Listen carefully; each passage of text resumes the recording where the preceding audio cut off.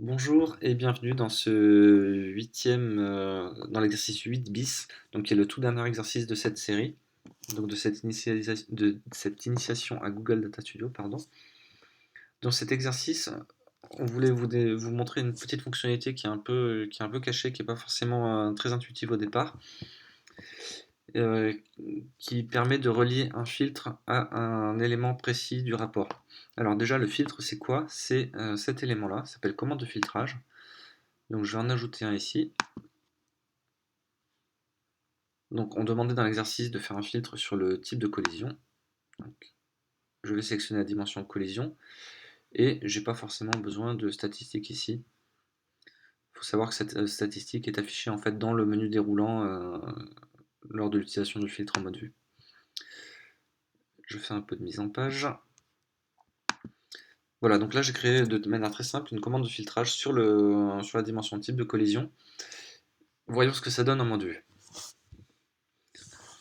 Voilà, donc si je sélectionne un type de collision, ici, on voit que l'ensemble du rapport est automatiquement rafraîchi. Or, c'est pas exactement ce qui était demandé, puisqu'on souhaitait que seulement la carte soit rafraîchie en fonction de cette commande de filtrage. Donc, je vais vous montrer comment on réalise cela. Donc, en fait, c'est très simple. Il faut juste le savoir. On va sélectionner la commande de filtrage collision. Je maintiens ma touche contrôle et je sélectionne aussi la carte géographique.